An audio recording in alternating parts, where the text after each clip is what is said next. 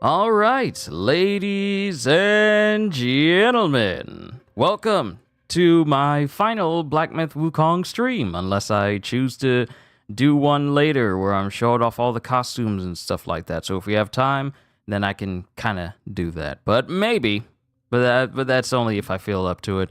But because I've pretty much shown off all the outfits. I really have.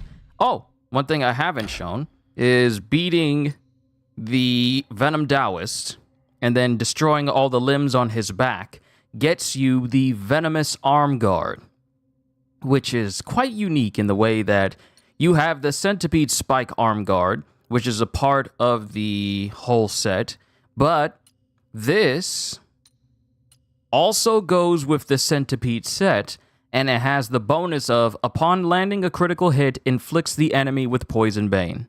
So, with this Venomous Arm Guard, every single time you land a critical hit, you are poisoning enemies. So, needless to say, I may end up upgrading the Centipede armor because damage over time in this game is quite busted. And I've been quite busy. I have maxed out every skill in Foundation. I have maxed out every skill in Staff Stances. And for the most part, I am on my way. I am on my way of maxing out transformations. Now I have one more zone to get to where I need to do the final Horseguy questline, and then I'll get my access to the Dark Thunder transformation, and it'll give me pretty much all the skills that I need. But also, it'll be the place where I need to get one final seed, and, you know, there's a lot of things that I can get in the next zone that'll pretty much guarantee me pretty much platinuming the entirety of Black Myth Wukong before this day is over. And I am really looking forward to it. But that's just a little bit of what I have going on. I got my hands on another Celestial Registry tablet, which allows me to gain 440 XP from that farm at the Pool of Shattered Jade. So needless to say, I'm level 301 right now. So I've been busy, and I just been messing with the game overall. I really haven't gotten to a part. I've been fighting all these bosses, and I haven't died once. The only time I died in this game was to the Venom Daoist because I ignorantly thought that the life-saving strand was a passive that I didn't need to equip, but it turns out that it was. So I died thinking that it was going to automatically revive me, but it didn't. So that's actually pretty much the only time that I've died the entirety I've been playing New Game Plus. No, wait, I'm wrong. Walking across that bridge in the Webbed Hollow, the one that has the spinning cocoons next to it and there's no guardrails, and the one you can easily fall off of, yeah, I kind of died a couple of times to that. But to bosses, due to negligence, I haven't died. But due to, well, actually, yeah, I guess thinking that I had life-saving strand as a passive and died because I wasn't equipped could count to negligence. But other than that, I really haven't died to any bosses. Not even to the more difficult ones like the Yin Tiger or the Yellow Long. When I made that video of me beating him in New Game Plus, that was one run, that was one try. Pluck of many and Immobilize are just broken in this game. But I said all that. You are not here to hear me ramble on. You are here for our final journal entry. This will be a tad bit longer than Yaoguai Kings, but I believe we'll be able to get through this in a good and decent amount of time. Let's begin with characters. Whiteclad Noble. A serpent youth in white with furious gaze. Writes poems, dances, yet fierce in battle's blaze. On a spring day with a mild wind in the marsh of white mist, an old wolf brews tea over a stove. Watching the white reflection in the water, he mutters, "You and I should not be here." The Whiteclad Noble, amid spear practice, hears these words. Swift as thought, he hurls his spear towards the stove, and in another instant, he flashes over, grips the haft, and stands poised before the aged Yaoguai. "Shall we sip blood or tea?" "Tea," Sit. They sit face to face. The old wolf hands the noble a bowl of tea. The noble drains it in one gulp. A fine tea. The old wolf nods.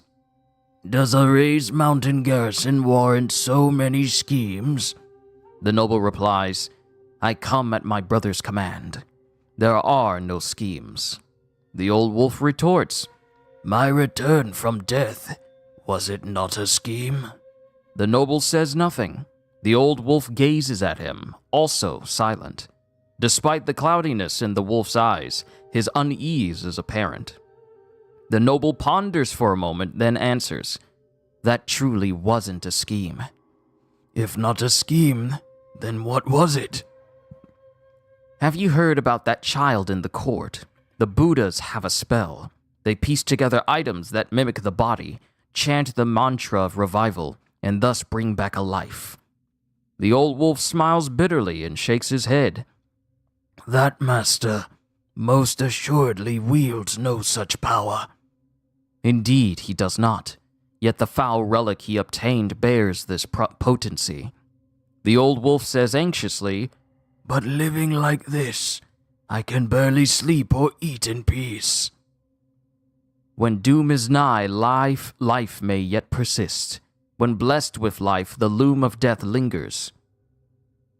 Breathe and make peace with it, and you may find your tranquility. The old wolf says nothing. The noble lowers his eyes, also silent. For all the uncanniness of his eyes, his compassion is apparent. The old wolf says, I'll leave this area to you. Better to drink tea. The old wolf rises with a sweep of his sleeve, sighing deeply. Living like this on their blood. How could I bear to do that? He totters away, not by the path he came, but turning down a fork in the road behind the marsh. Tell the master he doesn't need to come see me anymore. Wait, is the old wolf the one that was hanging from the tree off to the side? Was that the old wolf? The one that was hanging by a noose on the tree next to the bell. Was that the old wolf?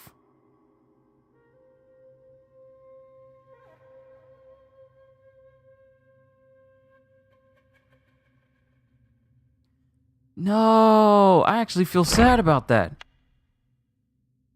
Shadow, good to see you here. Yeah, that was him. Oh my goodness. He didn't want to keep living in this existence when he got brought back to life. 'Cause it was a painful existence. Oh, that's bad. That's horrible. Keeper of Black Wind Mountain. A kind face veils his virtuous light. The benevolent eyes mask his might. To the one he grants a wondrous spell. For that the story has yet to tell. As stated in the celestial laws, a keeper has the duty to observe the living beings in his domain and nurture the soil and streams. That day, as the keeper of the Black Wind Mountain made his customary rounds on the hills, tending to mortal concerns, he saw an aged Daoist drawing near from a distance. A vestment embellished with stars, an herb-gathering basket plated from verdant creepers, a fishing drum tapped in his hand, and a song about the lofty moon. In just a few steps, he glided his way to the keeper. The keeper looked closely and was sure they had never met, but judging from the Daoist's white hair, vibrating face, and bright eyes full of authority, the keeper knew he was no ordinary mortal. Hastily, he greeted the Daoist. "Daoist master, this humble keeper pays his respects." The old Daoist nodded slightly and passed his basket to the keeper. The keeper took a look and saw that the basket was filled with rare and mystical items, as well as miraculous herbs. He couldn't help but be startled and asked, "How can a humble keeper accept such a generous gift?" The Daoist smiled and said, "I was just passing through this place, but I knew that soon there would be a great upheaval in this mountain. I thought the items in this basket would help you weather the storm for a while, so I came to visit. Dude, what is going on? We are reading through the character entries for the Journal of Black Myth Wukong. And that'll pretty much do it for my coverage of Black Myth Wukong. What made you say this, sir? I have an old acquaintance with a bad temper. Although he has amassed a measure of merit, I worry that with his arrogant nature, he shall find it impossible to stay out of trouble. I fear he will bring great disaster upon himself again.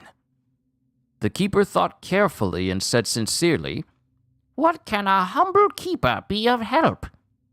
Seeing that the keeper was quite astute, the old Taoist gestured for him to draw near.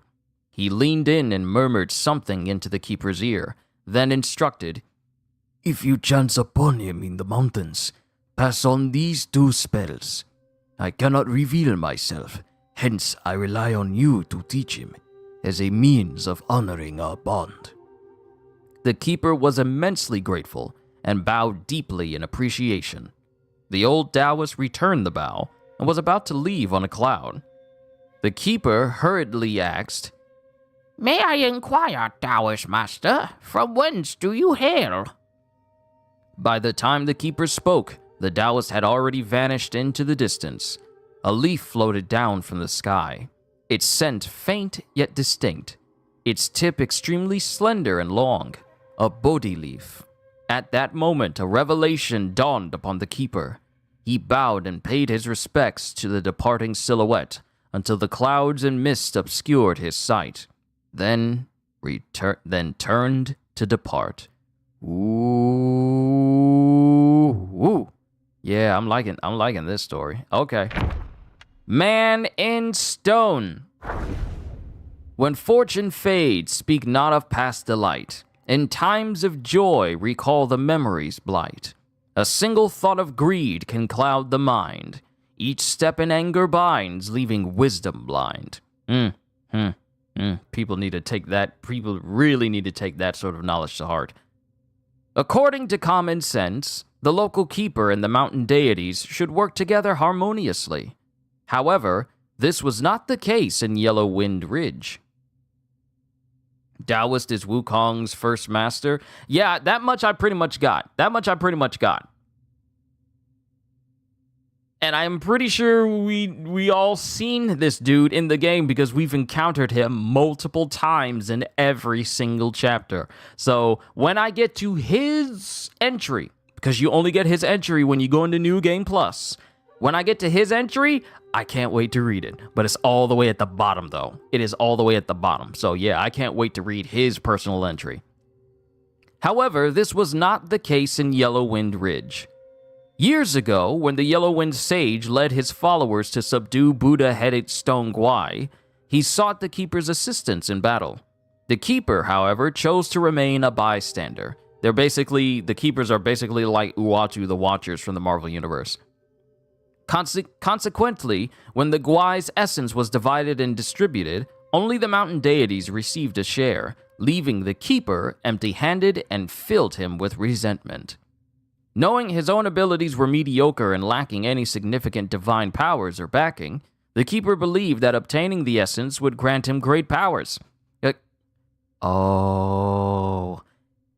Akin to those of the mountain deities. Thus, when the Father of Stones departed and the Yellow Wind Sage surrendered, he harbored malicious intentions towards the Mother of Stones.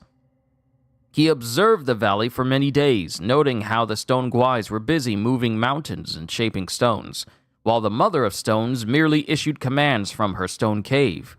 This gave him an idea. One day, he transformed himself to resemble a Stone Gwai and pretended to be on an errand to approach the Mother of Stones. His plan was to ram into her abdomen with all his might hoping to crack her open and extract the essence. However, just as he leaped, the Mother of Stones let out a piercing scream and several Stone Gwais emerged from the ground nearby. Distracted, the Keeper missed his mark and only managed to create a crack on the Mother of Stone's chest. Realizing his plan had been exposed, he clung to her, attempting to absorb her power with all his might. By the time the stone guise pried him off, he had absorbed half of her essence.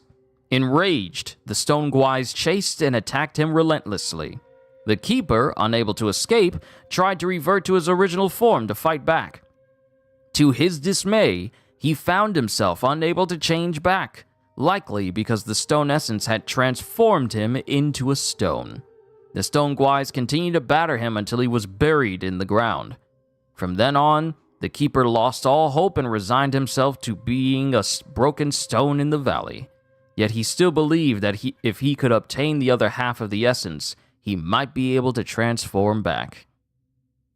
So the dude that was stuck in the dirt when we encountered him in the Yellowwind Ridge, this dude was a keeper.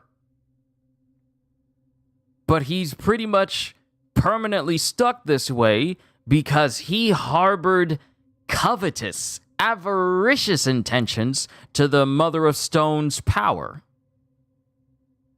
And in his sheer stupidity, transformed into a guai, and now transformed into like a stone guai, but now he can't turn back. A person that's supposed to only oversee the area that they're in charge of. And this dude wanted power. All because he couldn't get the power that was distributed amongst the other mountain deities. And now he's stuck that way. He deserves it. He deserves it, though. I don't feel bad. Because not only that, but I also found out that the dude is basically a con artist.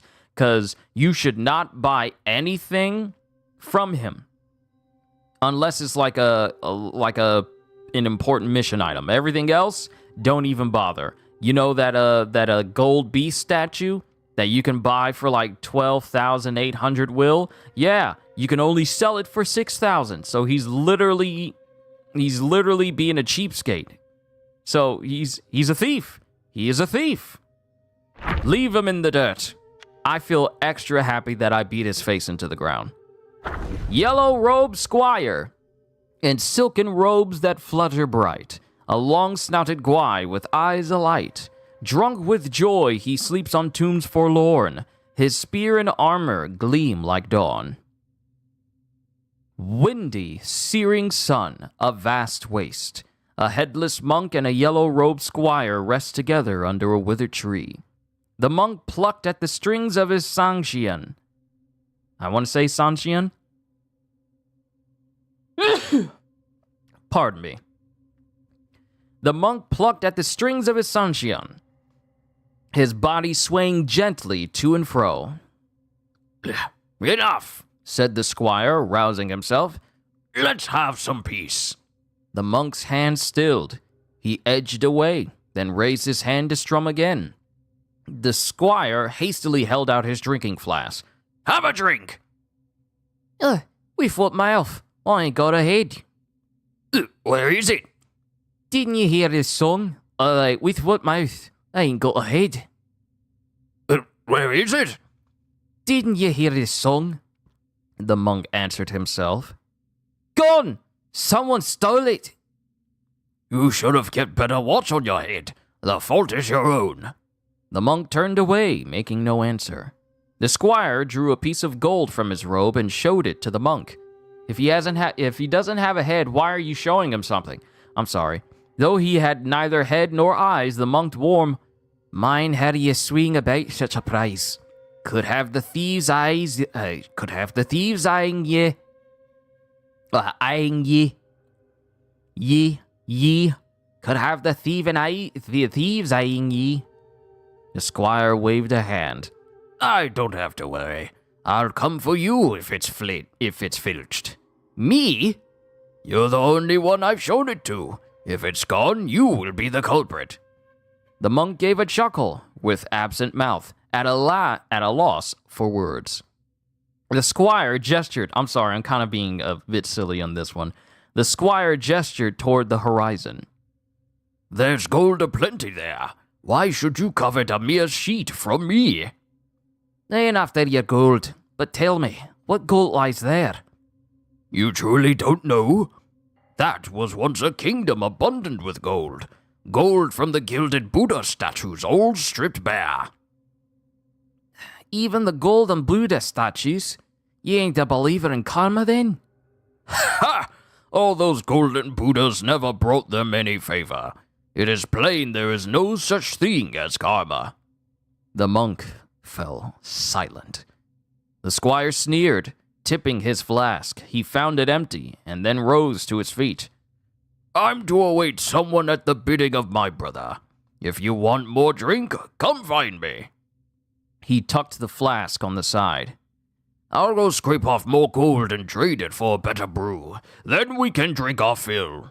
The monk tried to stop him, so he played the sanxian, singing a song of karmic justice. The squire paid him no mind. With a wave and a laugh, he strode away across the sands. The headless monk's heart weighed down with disquiet. The yellow-robed squire, however, went on his way, and the desert air rang long with the peals of his laughter. And we all know how well that went for him. Headless Monk!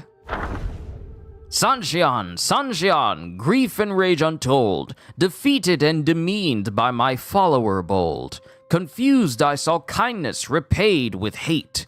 The sands obscure the truth, the winds seal my fate. In the days when strange winds first howled through Windrest, a curious event unfolded.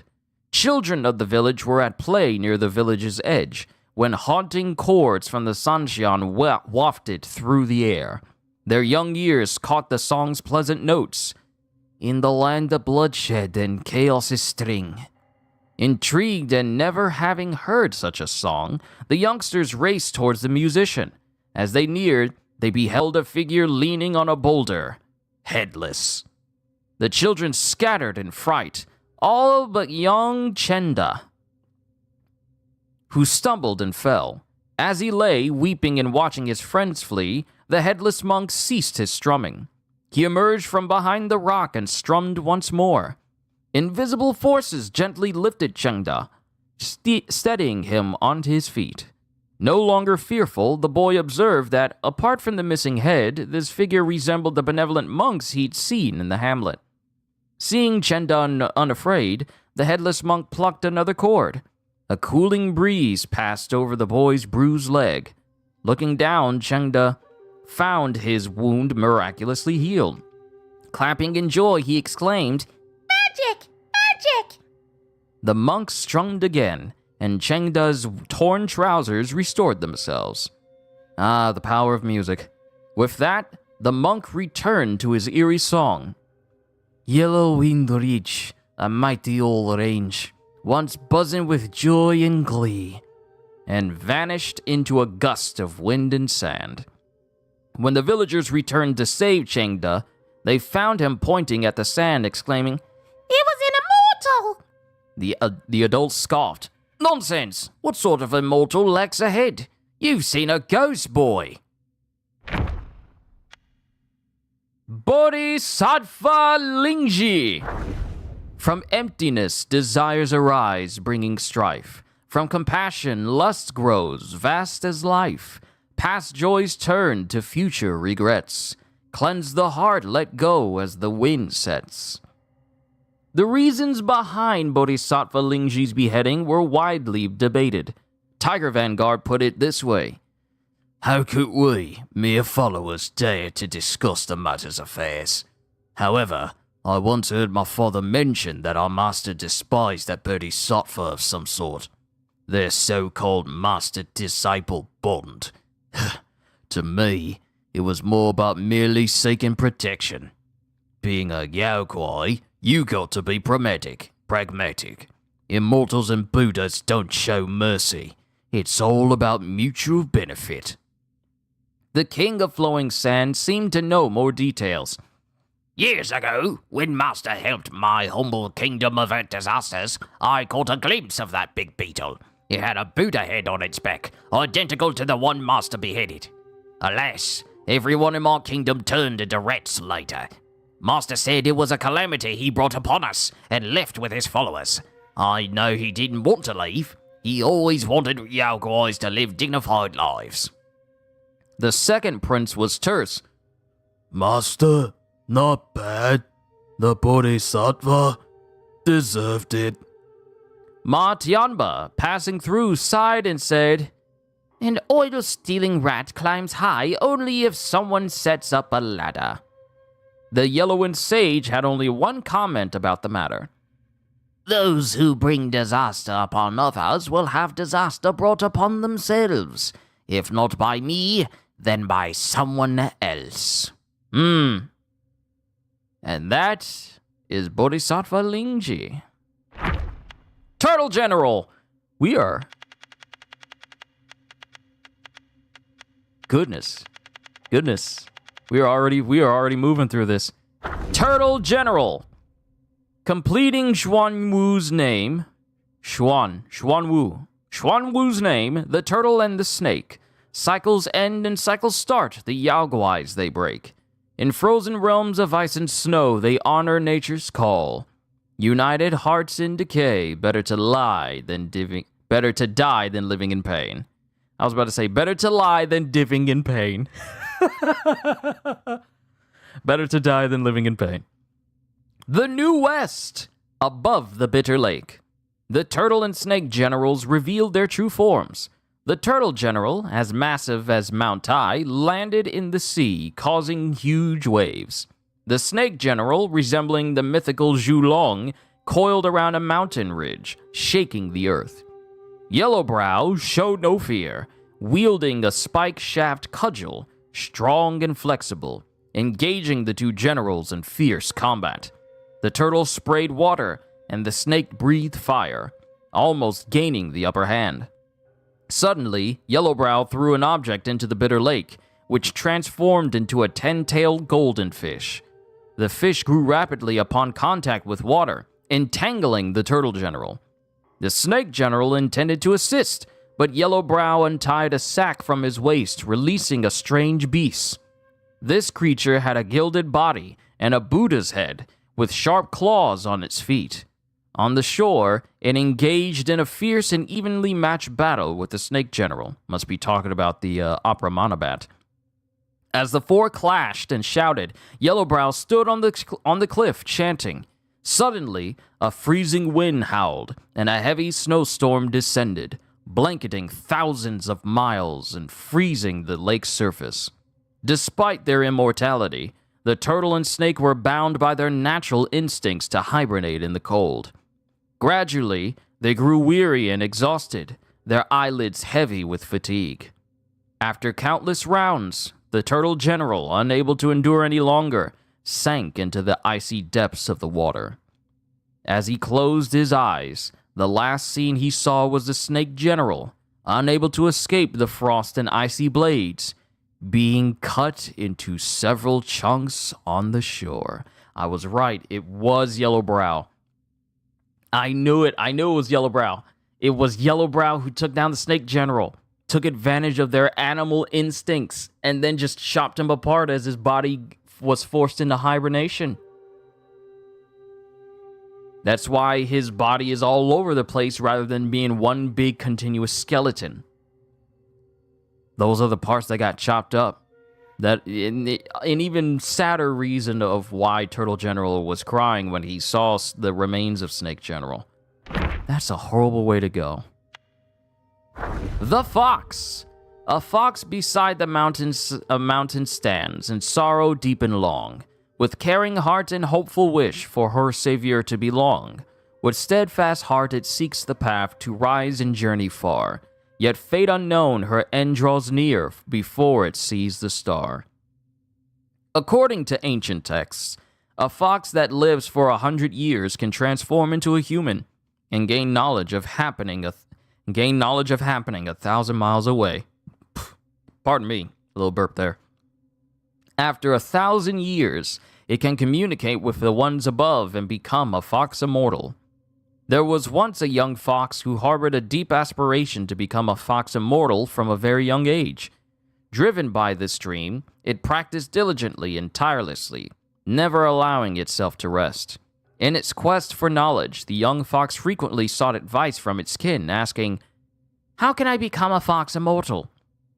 Some experienced fox squires responded with cautionary wisdom, saying, "Becoming a fox immortal is no easy feat. Each year, the Lady of Mount Tai holds a rigorous examination. Only those who demonstrate exceptional skill in both arts and philosophy can ascend to immortality. Those who fail the examination are destined to remain as ordinary wild foxes, forever barred from achieving immortality." The young fox asked, "But how can I excel in arts and philosophy? I don't even have anything to write with." The fox squire replied, "Once you can transform, you can take the form of a beautiful woman or a handsome man and go to human towns to study and learn. But remember this, the Lady of Mount Tai oversees all foxes and despises those who seduce and consume humans. You must know that absorbing human essence is the quickest way for Yaoguais to become powerful. If you wish to become a fox immortal, this path is forbidden, and you must set off on a much more perilous and arduous path." The young fox said, "I understand now, but I am not afraid of the perils and ordeals. I will discipline myself and follow the path to true immortality." From then on, the young fox relied solely on the essence of the sun and moon for cultivation. Decades passed in the mountains. As she gradually acquired the ability to transform, she often approached human villages to observe their way of life. One day, it accidentally stepped into a human's trap and was rescued by a young scholar who took it home. Notice the 3 periods at the end of this, because we all know what happened to this very same fox. Green-capped Martialist, in tattered robes and a bamboo hat worn, golden chakram through fire, a sight to adorn. 3 times in snow his Zen heart tried, neither foe nor friend, just mischief implied. Gray and white, ice and snow blanketed the entire mountain range. In a deep valley, there was a peculiar cave with a lush green watermelon field, thriving exceptionally well. A young monk was in the field, picking melons, patting them here and there, but none seemed to satisfy him. Next to the watermelon field stood a strange man wearing a bamboo hat, watching the young monk pick watermelons. "My brother said that if there's a chance I can test the monkey on his behalf," he said. The young monk finally picked up a watermelon, weighed it in his hands, and smiled. "This one is good, ripe and sweet. The one you mentioned, I've already checked him for you. He's good."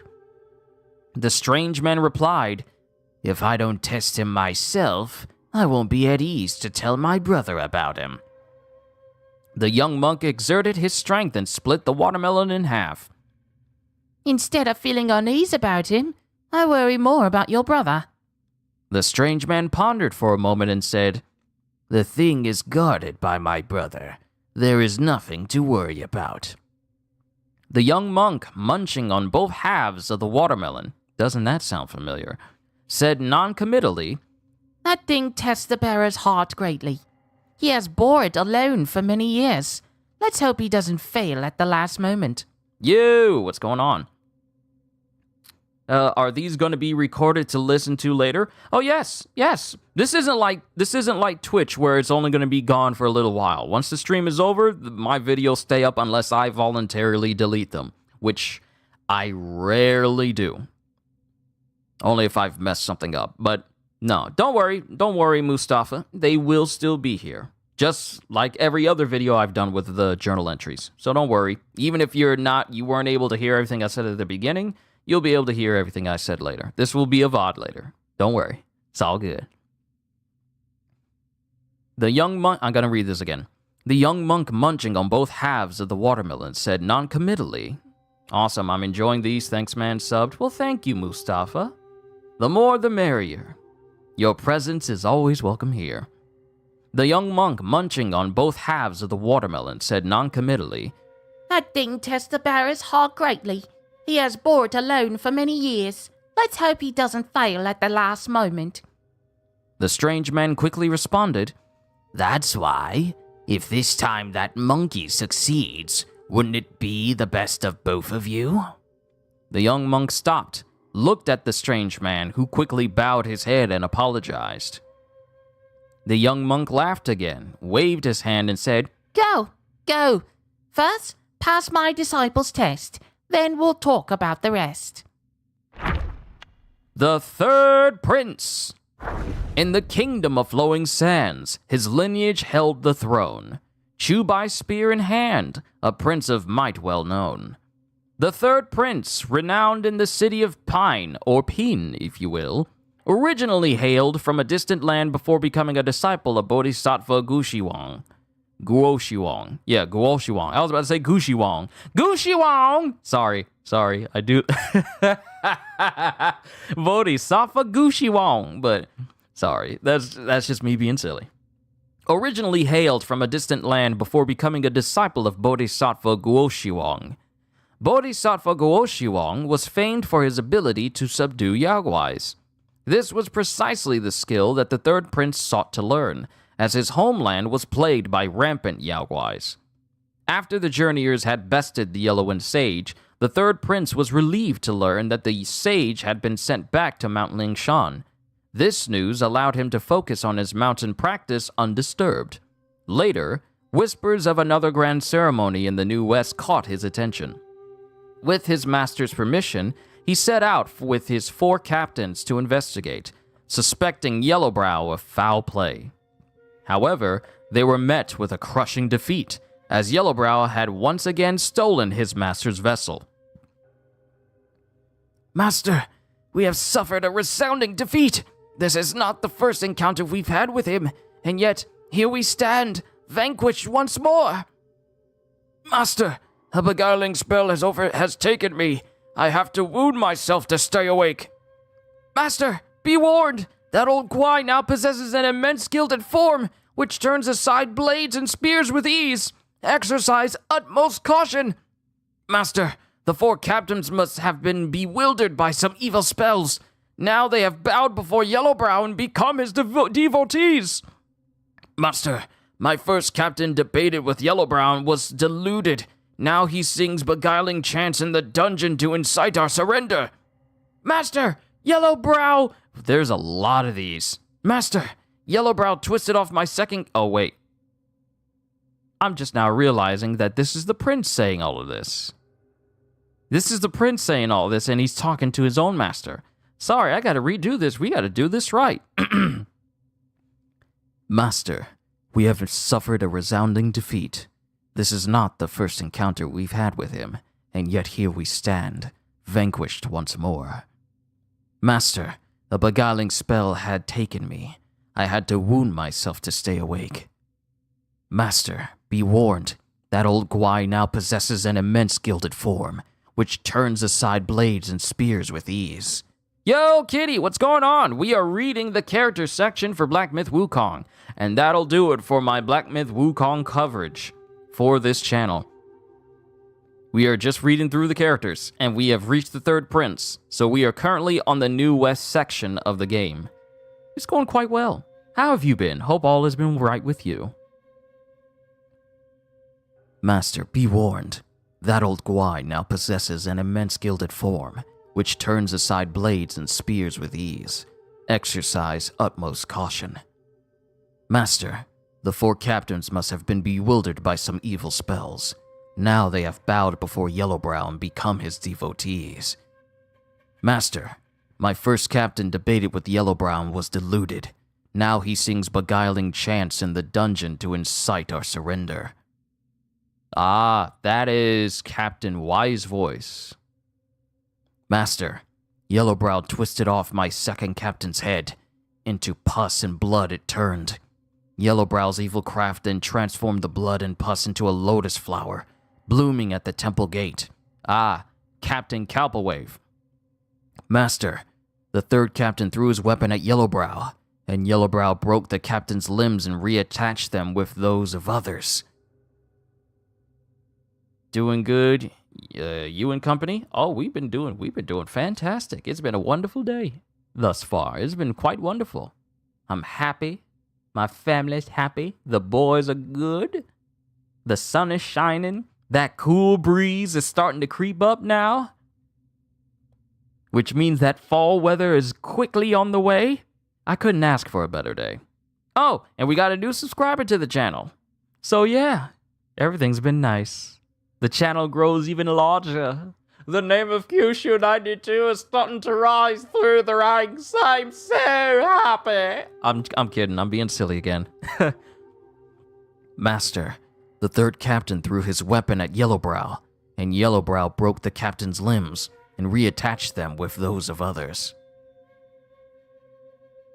Master, the fourth captain was struck by Yellowbrow's spike shaft cudgel. His body was pierced, and eyes grew out of every hole. Master, it was my command that led the 4 captains to attack Yellowbrow. I was wrong. It's all my fault. All my fault. The third prince, driven mad, having blinded himself and deafened his ears, muttered incessantly in the dungeon. Could his master truly hear his words spoken to the walls? Did he even have a master? Why had his master never come to save him? The Keeper of the New West. Divining fate, he plays his part. Dude suffered twice all because of Buddhism? Yeah, it seems so. Divining fate, he plays his part. In worldly guise, a cunning art. He laughs at fools who seek their fate. For luck and doom the heart dictates. The celestial court often favored guise of plants and trees in the selection of keepers. The Keeper of the New West, however, was renowned for its being a feathered deity of wind. This keeper, unlike others, cared not for tending the soil or sowing seeds. Instead, he had a unique penchant for divination. Though he hailed from the West, chanting sutras was not his calling. His true talent lay in the ancient art of yarrow stalk divination, where he skillfully foretold fortunes and misfortunes. The New West was flanked by the Thorn Ridge to the east and the Seven Perils Mountain to the west, both treacherous places scarcely visited by travelers. Guarding this area, the keeper compelled every passer-by to have their fortune told. Under the guise of interpreting the divination, he would set up intricate traps. Travelers, eager to avoid misfortune, would unknowingly fall into the keeper's schemes. Oh, I don't like him already. One day, a traveler passed through, and the keeper, as usual, insisted on reading his fortune. The reading revealed a bad omen. Terrified, the traveler begged the keeper for a solution. The keeper, feigning mystery, claimed to have a secret method to turn misfortune into fortune, but it required a hefty payment. See, that's where you go. He's going that Madame Cleo route. Desperate in believing him, the traveler handed over all his money. The keeper then directed him to a narrow, winding path, instructing him to proceed quickly. Following the keeper's advice, the traveler safely crossed the ridge and the mountain. Observing this, the keeper laughed and said, "The art of divination lies not in the omens, but in the heart. Where the heart leads, there lies fortune or misfortune." I want to make his voice as shrill as possible because he's a dude that swindles people. I'm not going to give him a nice voice when you're swindling people. The tale spread, leaving everyone amazed. From then on, those who passed through felt fortunate to have their fortunes told by the keeper, and all of their worldly fortunes given to the keeper, which is exactly what he wanted. Dude's a con artist. He's a con artist keeper. Dude has maxed out charisma and maxed out speech. Zhu Bajie! Born with a clumsy heart, trapped in life's advance and retreat, breaking precepts repeatedly, following nature, not the Buddha's feet. With rake and tusk, smashing fate, burrowing karma's weight, rolling in the muddy world, heedless of scorn or debate. Anyone ever read The Foolish Traveler? Never heard of that story before.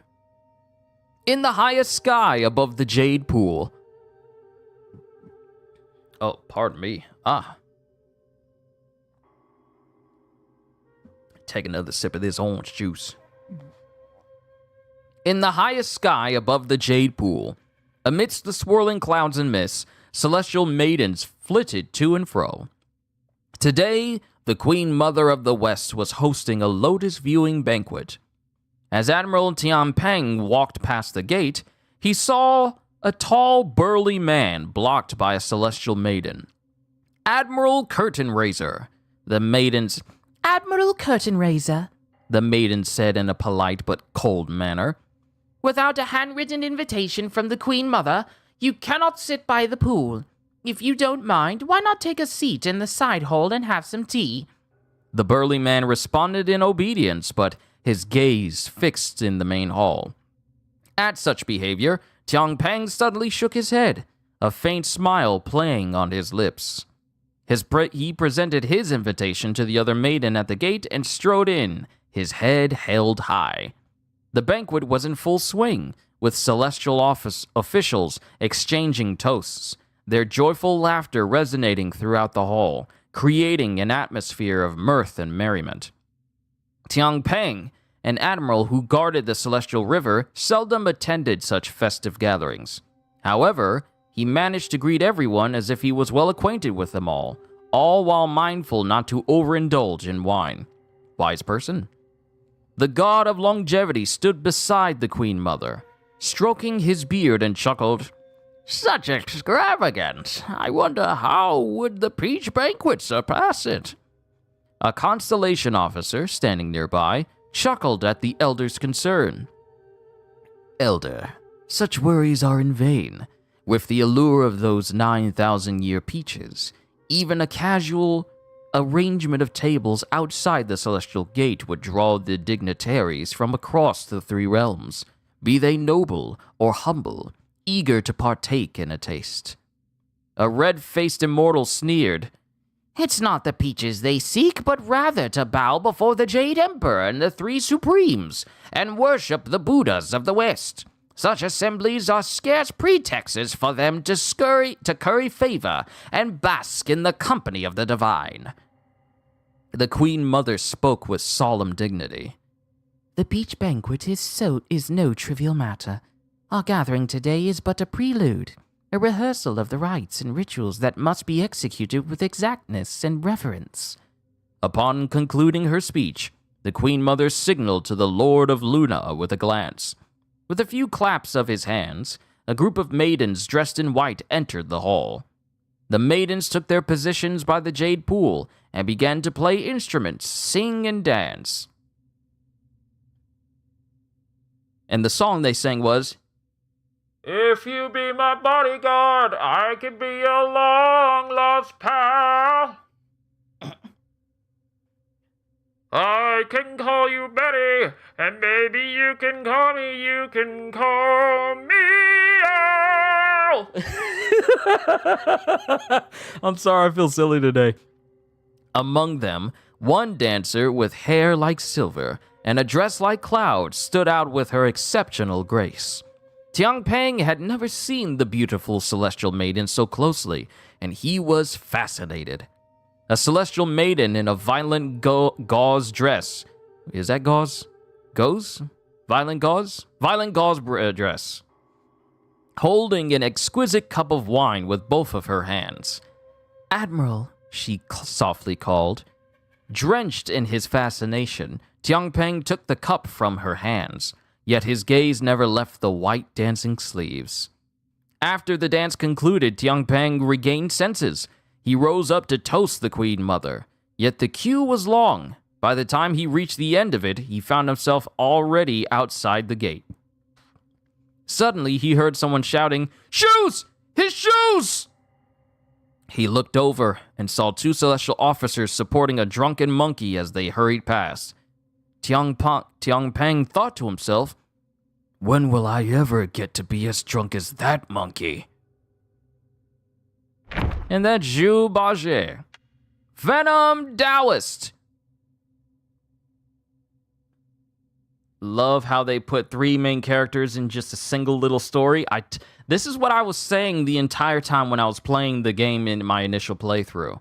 The lore they have for this game is amazing. Like, I don't do this often. I don't read every bit of lore that a game has to this degree. I read it on my own time, of course, but I've never dedicated this much time to reading lore on a video game like this. Because the lore for this and the history behind it is just that interesting. It shows you just how well done this was. Venom Daoist. Schemes and plots, hard to outsmart, impulsive nature, a straightforward heart. He should thank his twin blades. One cuts through folly, one has the truth displayed. Gentle mountain breeze, wildflowers covered ground, inside the stone cave behind the temple. Truly think they had to create all the lore before even touching the game part? Yeah. The gameplay part? Yeah, they had to get all this stuff lined up. It's just so well done. I love reading this. Gentle mountain breeze, wildflowers covered ground, inside the stone cave behind the temple. The purple-faced Taoist master asked with a gentle smile, "How long have you been in this temple?" I don't know. I can only remember that the thunder has struck the hall over 100 times, replied the Venom Daoist, standing cautiously beside the master.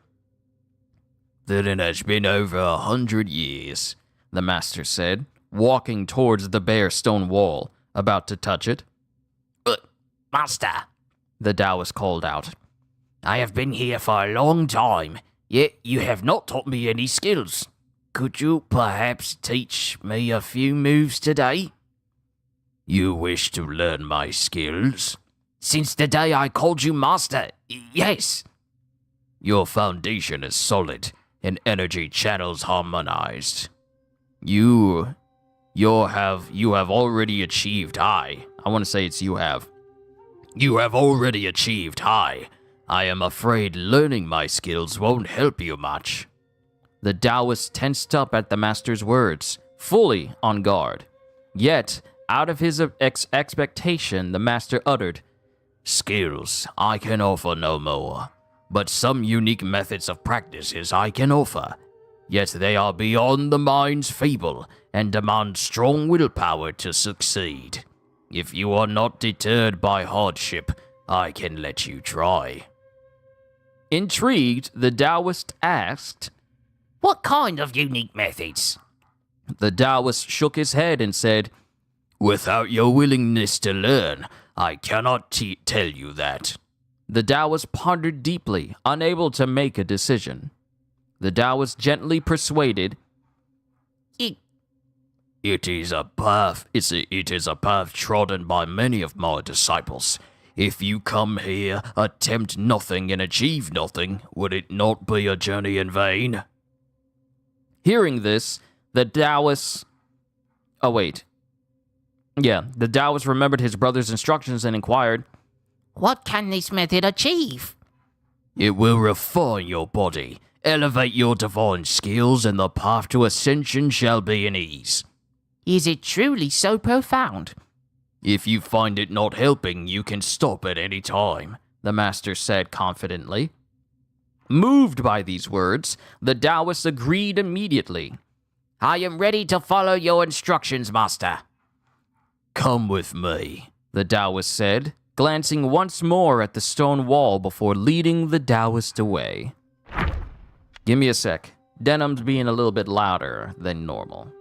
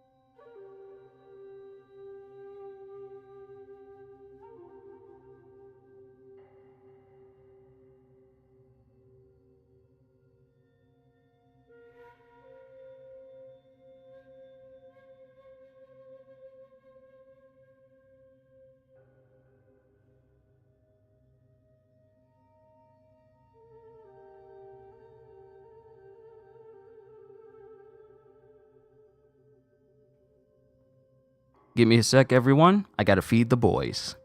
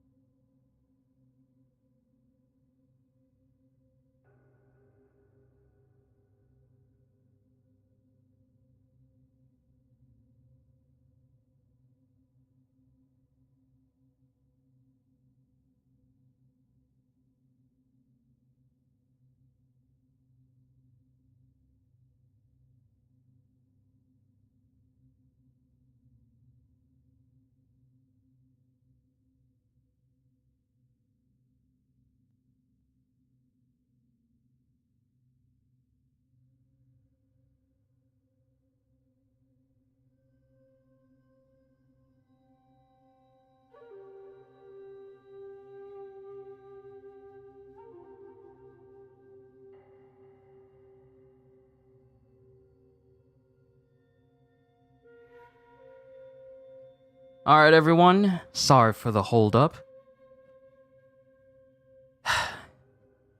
So we already read through the Venom Daoist, just to make sure.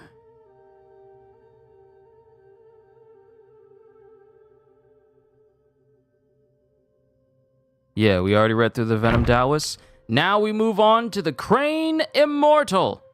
So buffalo chicken wings or chicken tenders. I'm gonna do chicken wings. Got some hot sauce I want to try. As long as it's nowhere near the death sauce that you tried before. As long as it's nowhere near that sauce. Crane Immortal. In crimson embroidered crown, pure and refined, ascending to meet the immortal, unconfined. Revered in the vast skies, far and wide, what foolish man would dare not abide? The newly appointed Dawn Star originally served in the Hall of Incense. Now promoted, he had his first opportunity to tour the Celestial Palace. As he exited the Celestial Palace, he was met by the Crane Immortal, who first took him to the Celestial Gate to be introduced to the captains of the court on duty, and the 4 heavenly kings. They then visited the 33 halls in the 72 palaces, paying respects to everyone along the way. The celestial beings treated them with utmost courtesy, which greatly pleased the newly appointed constellation officer. After the tour, the Crane Immortal was about to personally escort the Dawn Star back to the Palace of Illumination. On the way back, the Dawn Star suddenly asked, I wonder if my predecessor was promoted or demoted. Could you enlighten me so I may know how to conduct myself in the future? The Crane Immortal smiled and said, He mingled too closely with the mortal realm, perhaps making some friends among the mountains and wilds. Now, having shed his celestial bonds, who can say where he revels in his newfound freedom? The constellation officer frowned and asked, I heard that the Dome of Stars conducts roll calls daily. How could it be that the constellation officer left without anyone knowing? The Crane Immortal gently soothed the wrinkles on the Dawn Star's robe and said somberly, If he hadn't left quietly, how would you be here now? Hearing this, the Dawn Star seemed to understand and did not pursue the matter further. Oh no, I ain't gonna ever touch that stuff again. This is just a simple mix of dry ground chilies and herbs. Understandable. Let me know how that goes. Hong Yi. Tearful eyes reflect tearful eyes. Broken hearts echo broken cries. The world harbors the cold and sly, yet spares the souls in serpent skies. The Jade Emperor sat on his throne in the Celestial Palace, gathering the officials. Hong Yi stood among the immortals and saw Taibai Jingxing leading an officer in. A crown of 5 peaks on his head, a landscape engraved tablet in his hand. He wore the light of the 7 stars on his robe and walked to the pleasant music of 8 jade rings dangling from his waist. Taibai Jingxing then announced, Your Majesty, I have brought the son of Bodhisattva Lanpo from the Purple Cloud Mountain as commanded. The Jade Emperor responded, Let the celestial official come forward. I might as well read this as George Takei. Let the celestial official come forward. I appoint you as the Dawn Star, ranking among the 28 constellations, and grant you residence in the Palace of Illumination. Remember to be diligent in your duties, and conduct your patrols on time. The newly appointed Dawn Star thanked the Emperor for his grace. Gonna go prep dinner. See you guys later. Alright, Kitty, it was great having you here. Hopefully you enjoyed yourself. The newly appointed Dawn Star thanked the Emperor for his grace. The Jade Emperor then ordered the Crane Immortal and the Supreme Celestial Inspector to escort him to his post, also bestowing upon him 2 bottles of imperial wine and 10 golden flowers. The Immortals congratulated the Dawn Star, while Hong Yi stood quietly on the periphery, observing for a moment. She was slightly older than him, and having grown up together due to the deep connections and frequent interactions between their families, she had always seen him as a younger brother. Now, witnessing his moment of glory, she believed his future held limitless potential. After waiting a while longer, she watched him greet and bid farewell to others in front of the hall, his spirits high, yet he never glanced her way. With a quiet sigh, she turned and slowly walked out of the hall. Aww, that's sad. Keeper of the Flaming Mountain! Oh, we're almost there. We're almost there. We're almost there. We're getting there. We're getting there. Keeper of the Flaming Mountains! The furnace crumbles, bricks fall, a day of disgrace. Lament did he the beauty he could not embrace. All his talents wasted on the golden sun. Looking back, he's become a foolish one. The galaxy was clear, and the sky was spotless.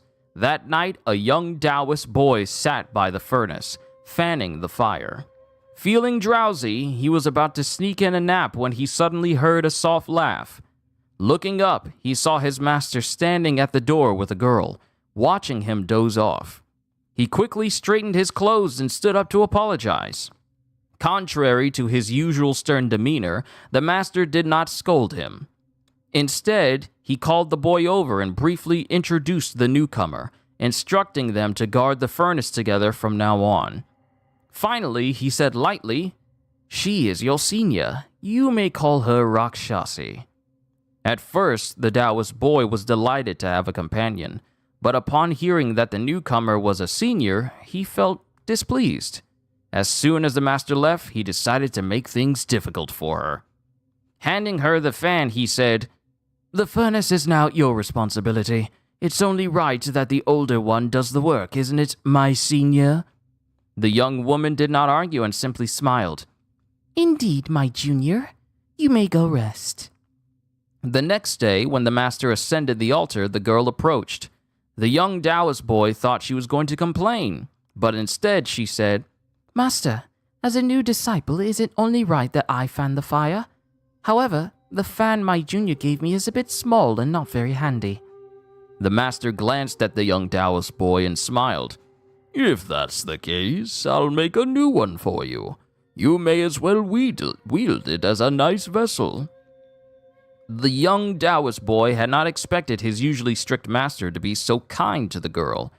Gradually, he began to see her in a new light. From then on, they practiced together. He discovered that the girl was adept in both Buddhist and Taoist teachings. No matter what scripture the master taught, she could always engage in discussion. There's a lot of S's in discussion. I see one extra S in there. In discussion. Whereas she often struggled to keep up, both in speech and thought. Later, when the furnace was kicked over, he was severely punished by the master. While other disciples looked on coldly, it was only this senior who volunteered to descend to the mortal realm to help him. In the mortal realm, he learned that his senior had her own cave dwelling and a group of loyal followers. The master had even granted her the title of Earthly Immortal as compensation. Some time later, the master arranged for her to marry a Yaoguai king in the mortal realm. Though he felt a bit melancholic, he understood that he was ultimately unworthy of her, no matter how many dirty tasks he had done for the master. In the master's eyes, he would never be a match for her. Ma Tianba. In life, a brave heart met a noble lord. Loyal and true, bound by a warrior's accord. Grateful and steadfast, he sought to repay. Unyielding in courage, keeping danger at bay. Ma Tianba was originally named Ma-Er, or Ma-Er. Flaming mountains were scorching hot all year round, with not a blade of grass growing around. Anyone attempting to cross the mountains, even if they had a head of iron and a body of steel, would melt into a puddle.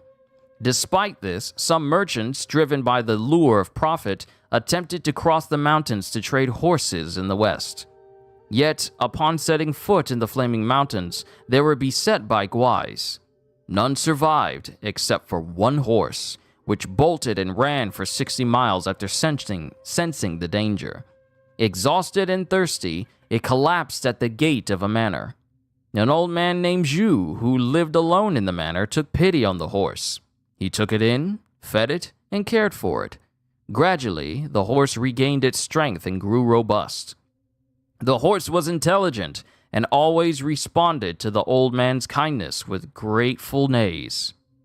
The old man, seemingly able to understand the horse, said, I was the eldest in my family.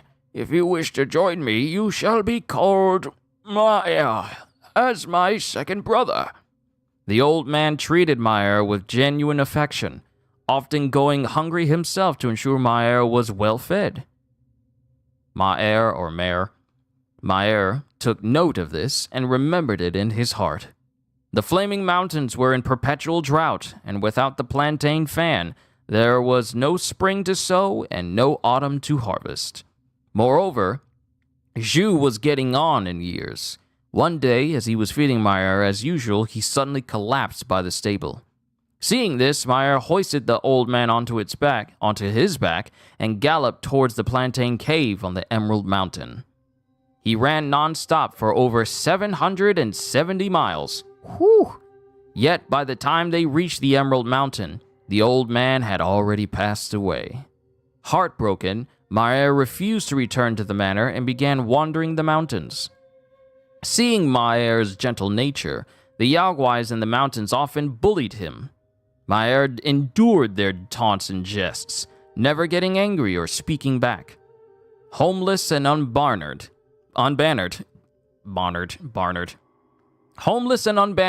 he lived this way for many years, his once robust body growing thin again. One day, as he was scavenging along the mountain path for scraps discarded by the yet lesser Yaoguais, he saw an old bull sleeping by the roadside, with fire burning on his fur. Alarmed, Meyer tried to wake the bull, but to no avail. With no other choice, Meyer hoisted the old bull onto his back and ran towards the plantain cave. Along the way, somehow, the Yaoguais, seeing Meyer carrying a burning bull, were furious. They shouted and attacked, but Meyer, ignoring them, charged ahead, sustaining many injuries. It was only when they finally reached the plantain cave that Meyer realized the burning bull was the Bull King, who had got drunk somewhere with friends and was now in a deep sleep. With a few calls from Rakshasi, the Bull King was startled awake from his drunken stupor. Seeing the battered Meyer, the Bull King laughed heartily. You are one tough horse. From now on, join my banner, and you shall be named Tianba. Thus, Meyer became Tianba. He trained and practiced martial arts under the Bull King, growing stronger and eventually becoming a great general under the Bull King's command. Wow. Dude had a major glow up from the life he had before. Pale Axe Stalwart. With axe in hand, the guard shows might, fearing neither toil nor plight, wishing for the mountain's peace, braving dangers till the sun's last light. A bright afternoon, camp of seasons. Splendid! That's the morale I want to see. The Bull King exclaimed, seated in the main camp atop the cliff, observing the Bullguais training below. Standing beside him, the Pale Axe Stalwart reported, My king, only such a powerful army is worthy of your majestic presence. The Bull King nodded approvingly, saying, You've done well, young captain.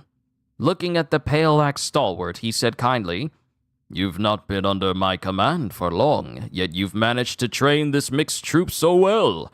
It's beyond my expectations. The Pale Axe Stalwart replied humbly, When I first arrived and saw how well regulated the king's domain was, I was equally surprised. Realizing he might have misspoken, he quickly apologized. I meant to say... The Bull King laughed heartily. No worries. The well-regulated domain is all thanks to the lady of the house. Her strict rules keeps those boneheads in line. The Pale Axe Stalwart also laughed. Indeed, I was initially taken aback by her strict rules. Seeing his straightforwardness, the Bull King praised. You've done well in managing the troops. I'll promote you to be my vanguard. The pale axe stalwart quickly knelt. Thank you, my king, for the promotion. I will serve you with utmost loyalty. Just then, a voice called out, Father, why have you summoned me? The pale axe stalwart looked up to see a red-skinned youth approaching from behind. I called you to observe how to muster and command troops. This is my newly appointed vanguard. Come and meet him. The youth patted the pale axe stalwart on the shoulder and smiled. Very good. If my father trusts you, you must be capable. When I become king, you shall be my general. The Bull King clapped his hands and laughed. Such ambition! The future of this domain will depend on you. The youth pondered for a moment and said, Father, why not entrust that item to me as well? The Bull King's face darkened, and he did not respond. Father, you trust me with the domain, the youth continued. So why not with a mere object? Ever since you obtained it, you've grown more haggard. Mother is very worried. The Bull King waved his hand dismissively. Do not mention this again. The youth, though puzzled, did not wish to defy his father and left reluctantly. Ping! Born to a fate of trials and woes, who pities the ebb and flow of those? Better to live in nature's embrace, free to wander, freely to repose. After delivering her homework to her mother... 1 + 1 is what? 2 ones. No, it's 2. Oh. After delivering her homework to her mother, Ping went to the Height of Ember. Her brother had asked her to meet him there, saying he had something important to discuss. When she arrived, she saw Red Boy standing with his hands on his hips, directing quick as fire and fast as wind to burn the Bulgwais to flee as his way of training them. Amused at the scene, he laughed loudly and boisterously.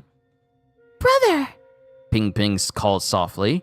Ever since Red Boy returned from Guan Yin's tutelage, she felt he had changed. Every time she spoke to him, a subtle fear tugged at her heart.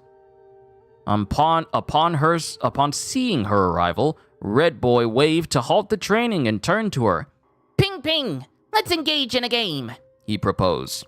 You will run, and I shall chase you. Let us see if I can catch you before an incense stick burns out.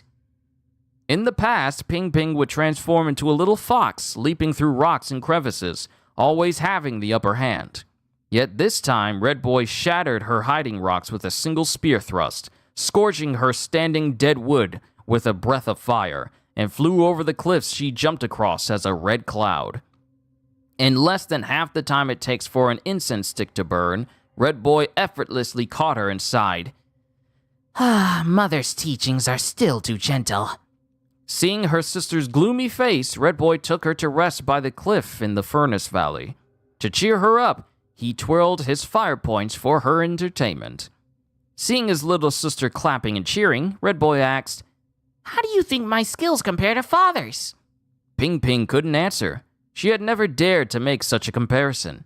She took out the fire dates her mother had rewarded her, that's a seed that I need to get so I can get the trophy for the game, and shared them with Red Boy, changing the subject to talk about anecdotes in the mountains. Seeing this, Red Boy didn't press further and responded perfunctorily. I'd never heard of this word. Y'all are making stuff up. That is a made-up word. That word does not exist. That word is not real. Y'all trying to embarrass me live. Ping cautiously said, Brother, you and I have always been the closest. If you have something on your mind, you can tell me. It's not easy for our family to be reunited. I just want to live peacefully in these mountains, away from worldly strife. Gazing at the burning clouds, Red Boy said, Sister, you should see more of the outside world. There's no such thing as living away from worldly strife. It's just self-deception of losers. Ping wanted to ask him who he was competing with and why he had to compete. But before she could speak, she felt a blow to the back of her neck and fainted. And Red Boy then took her appearance. Red Boy took her appearance so that Red Boy could get access to the vessel and gain more power later in the game. Rakshasi! From dawn till dusk, toil's bitter strain. Day and night, home's burdens remain. Destiny shows no mercy, merciful she became. Why is her household light the hardest to sustain? Mount Lingshan, Vulture Peak, before the Thunderclap Temple. Rakshasi clasped her intertwined hands tightly, steadying her trembling body, striving to appear calm and serene. She had traveled to many places on this journey, domains of the Yaoguai kings she befriended in the mortal realm, abodes of the gods she met in the celestial realm, the Immortal's islands on the sea, and even the underworld. She had visited them all. Oh, she's very well traveled then. She also went to the Tushita Palace to seek advice from her master, yet the latter had only offered a heartfelt persuasion. I order you to raise a child, but I did not ask you to be a true mother. Let the boy stir his trouble. As long as you and your husband stay out of it, you will be safe. Her master's words left her in despair. She knew that no protection would the Flaming Mountains receive. This was their destiny ordained. But she knew her son all too well, reckless and wild, vengeful and unforgiving. After all the suffering he had endured over the years, unless he could vent his anger, the only way to resolve the siege of Flaming Mountains would be to break his spine. Thus, she came here, for revenge. How to exact it? She had no idea, her mind a blank void. Lady Rakshasi, the master summons you inside. Ananda stood at the temple door, his voice as gentle as ever. Voice was also a little high when I did it, so, Lady Rakshasi, the master summons you inside. Ananda stood at the temple door, his voice as gentle as ever. She straightened her back, gripping the plantain fan tightly in her hand, and hoarsely replied, Thank you, Venerable. As she walked into the hall, flanked by the 8 great Vajras and 500 Arhats, she seemed to hear faint laughter, but all she saw in her peripheral vision were solemn and dignified figures. Reaching the base of the lotus throne, she knelt with her head held high, clutching the fan tightly. Rakshasi, what brings you here to seek an audience with me? She remained silent, gripping the fan with all her might, ready to unleash its divine wind at any moment. The hall was deathly quiet. All eyes were on her. She could feel the Vajras glaring with their angry eyes, the Arhats staring with their wrathful gazes, and all the divine figures transforming into fierce visages. She lowered her head. I greet you on behalf of my master. A booming laughter echoed, deafening. Within that laughter, she heard the cries of an infant, the innocent giggles of a child, the roars of an adolescent, and the cycle of blooming and withering flowers, the growth of grass and the flights of orioles over millennia. She heard the embers extinguishing in the Flaming Mountains. Bull King! Renowned as the mighty king, his life was far from plain. His spirit spanned the 3 realms, his fame touched 4 domains. Among the Gwais, a hero grand, wild and untamed. The sudden arrival of Dharma left his homeland forever changed. With Shadow as his companion, true enlightenment within him lie. You just had to break the cycle of the rhyme. It was going so well, and then you just broke it. In days of yore, the Bull King converted to Buddhism and, within a century, completed his practice and returned to the Flaming Mountains. Overjoyed, Rakshasi and Pingping loudly celebrated his return and hosted a grand banquet in his honor. During the banquet, the keeper of the Flaming Mountains asked, My king, why did you return so hastily? The Bull King replied, An old friend with whom I had some misunderstandings in the past helped me achieve a great merit. The Bodhisattva then pleaded with the Buddha on my behalf, granting me the grace to return. From now on, I will stay in the mountain and go nowhere else. From that day on, the Bull King's temperament changed drastically. His former wild and unrestrained nature was no longer seen. He declined all invitations, ceased his travels, and instead stayed in Flaming Mountains, helping Rakshasi with household affairs and training the bull soldiers, living a very peaceful life. Several decades later, Red Boy received instructions from the Bodhisattva and returned to Flaming Mountains to serve his parents. The family of four enjoyed a period of peace. However, Rakshasi gradually noticed something unusual about the Bull King. He became increasingly thin, his face showing signs of aging, and he ate less, as if weighed down by heavy worries. More strangely, the Bull King sometimes transformed into his original form, retreating to the mountain peaks, retching.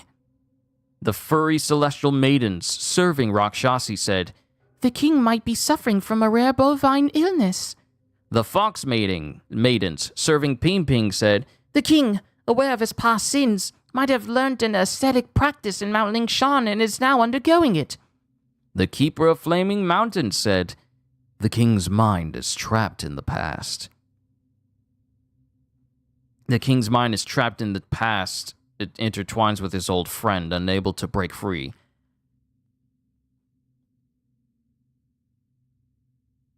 I don't know if me reading... Is that supposed to be right? The king's mind is trapped in the past and intertwines with his old friend, unable to break free. Those past events have become an invisible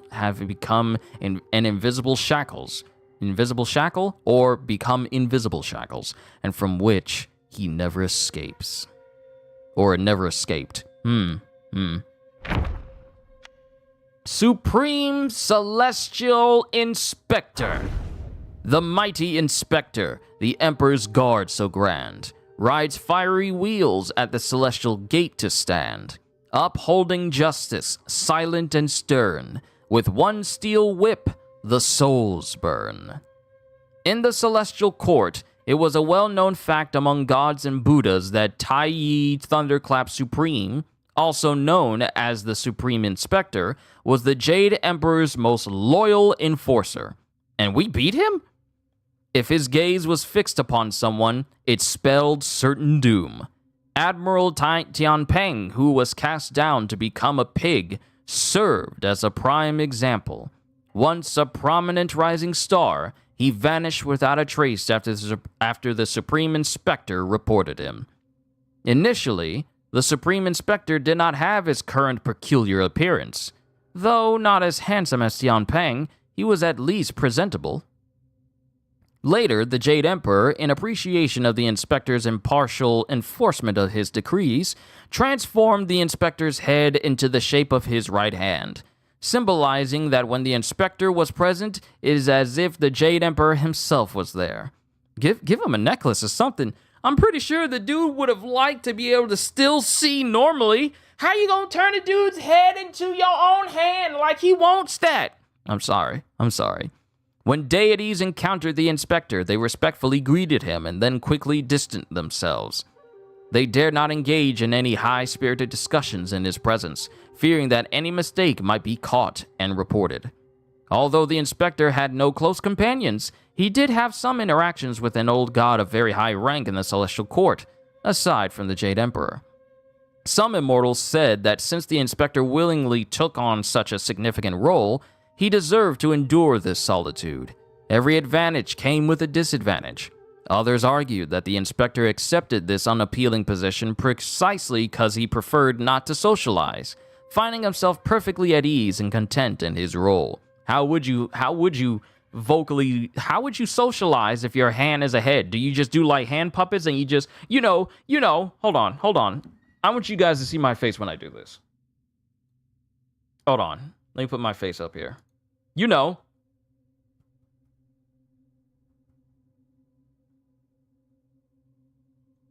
Something like that? Yeah. I just thought, doing that. Because how would one do that? Let's see. Opinions were divided and no consensus was reached. As for what the inspector truly thought, no one knew. Mandrill Chief. A heart caring with dreams unclear, she left the mountain, ventured far and near. Seeking the 5 skandhas, found not. True wisdom lies in letting go, she's taught. In the Tripitaka? In the Tripitaka scriptures depict the Mandrill as possessing extraordinary abilities, capable of grasping the sun and moon, shrinking mountains, discerning fortunes, and manipulating the universe with its power. In Mount Huaguo, a day unlike any other unfolded. The Mandrill Chief was leaping through the mountains when she suddenly saw the celestial stone on the mountaintop explode, producing a stone egg. As the wind blew over it, the stone egg transformed into a stone monkey. The Mandrill Chief approached to observe, and the stone monkey began to mimic, learning to crawl and walk. Subsequently, the stone monkey bowed to the 4 directions, and its eyes emitted 2 beams of golden light that shot up to the celestial palace.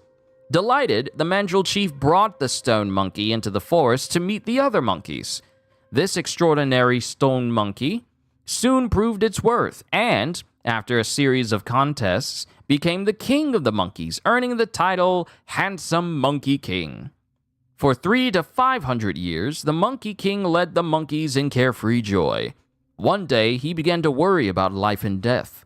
The Mandrill Chief advised the Monkey King to go out and seek the Tao. After the Monkey King returned, he rewarded the Mandrill Chief by approaching her as a general.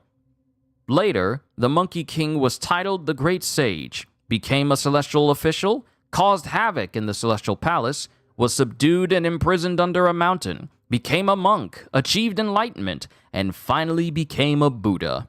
After several rises and falls, he ultimately returned to the mountain and transformed back into a stone.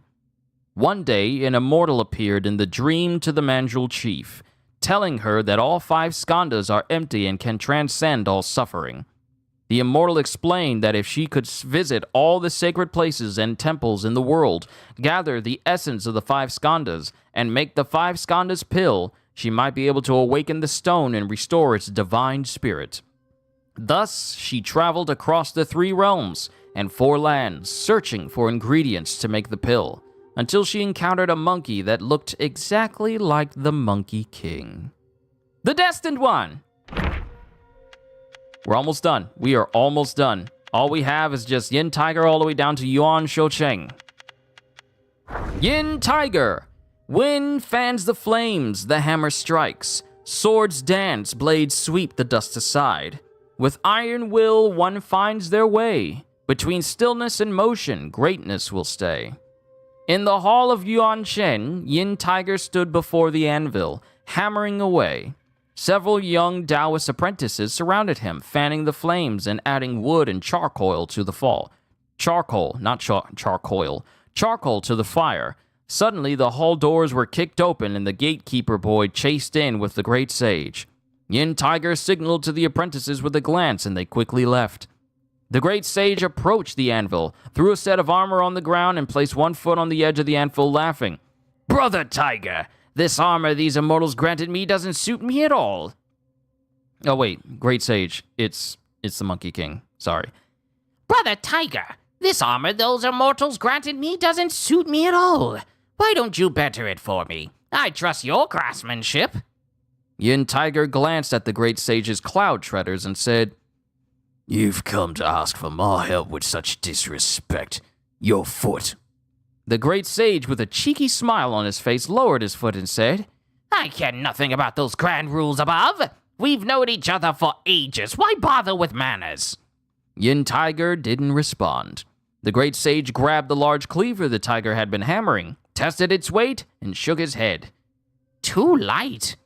Too light, that is. It doesn't suit you." Of course, a person that's wielding a 17,000-pound staff all the time, of course anything lighter than that would be seen as too light. Only then, Only then did Yin Tiger pick up the armor from the ground, examine it, and say, Your gold armor is excellent. Why bother with this scrap metal? The great sage leaped onto the tiger's large chair and laughed. That's why I brought it here. You don't really have to waste your hammering on it. If anyone asks, just say you're working on it. Yin Tiger refused. Take it back. I won't play along with your act. The great sage wasn't offended. He untied the precious gourd from his waist and said, Actually, I came to drink.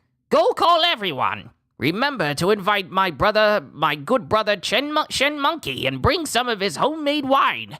To drink mine, you guys got to offer something too.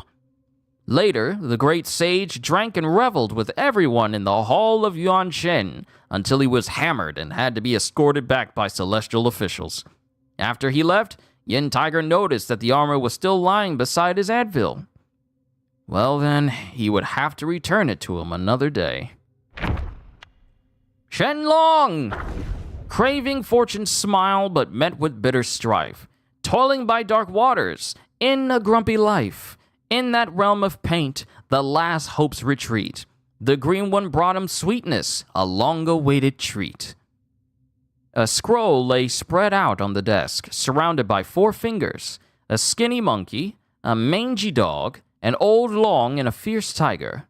The old long asked, The sacred divinity sent us such a treasure. Do you know his intent? The skinny monkey laughed strangely. I don't know. Maybe it's meant to be hung up for decoration. If you don't want it, I'll trade it for wine. The mangy dog, holding a palm fan, paced around the desk twice and said, We were banished to the mortal realm because of the great sage's affair. Undoubtedly, it must be related to this. However, His voice trailed off, unsure how to proceed. The fierce tiger, frustrated by the dog's hesitation, asked, Do you mean to say, is he here to help or to harm? The mangy dog fanned himself and retorted, Such profound matters can't be spoken of so crudely. The old long asked, What's on your minds? The skinny monkey lounged in his chair and said, Not to help. I'm just a drunkard. What good can I do but earn some wine money? The rest is none of your concern. With that, he closed his eyes and pretended to sleep, saying no more. That's one way to end a conversation, pretend to go to sleep. The fierce tiger chuckled and added, I only know how to smith. If someone comes seeking my help, I'll assist them, and that's all. The mangy dog, growing anxious, exclaimed, Why are you all cowering in fear? We used to act justly. Look at us now, and if things could possibly get any worse. As if things could possibly get any worse. I will lend my aid. The old long quickly intervened. Brothers, patience. We understand your intentions. We need a plan. So if the sacred divinity reprimand us, we have a response. He paused, and the other 3 nodded in agreement. He continued, Since we are of the same plan, let's proceed accordingly. Each of us should prepare and set off on an appointed day. Okay.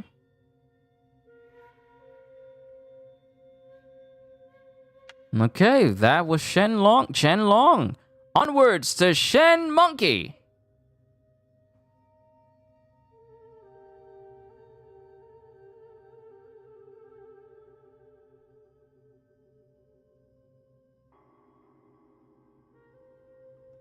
Give me a sec. Family. Calling me again. I'll be right back.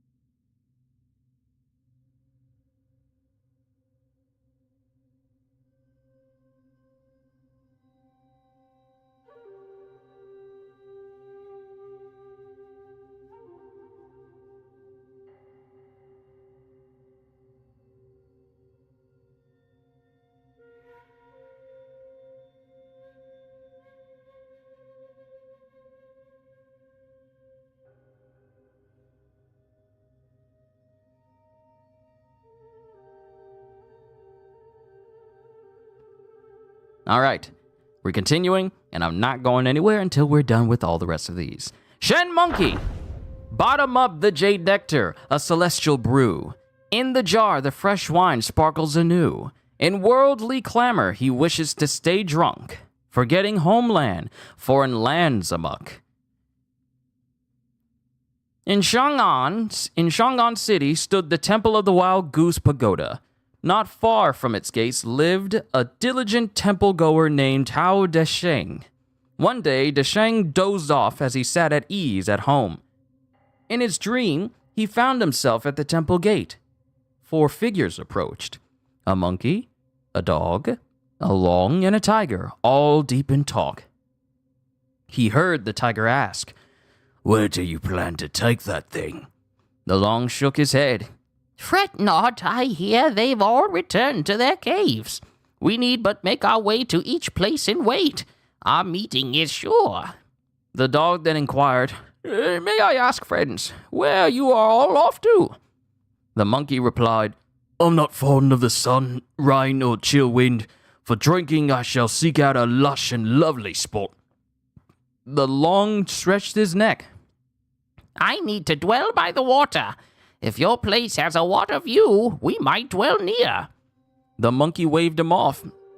Oh, I've seen that ugly mug of yours for all my long years. Better we live far and distant from each other. The long paid him no heed and asked the dog, And you, young one, what plans do you have? Perhaps we can... The dog said, Oh no, the time isn't ripe. It's still too early. I'd rather head to the mortal world and have myself some experience first. Ha! Experiences, scoffed the tiger. You just yearn the hunt for rare herbs to play with your furnace. The dog flushed, but before he could retort, the monkey turned to the tiger. And you? What's your plan? The tiger thumped his chest. I'll guard the village.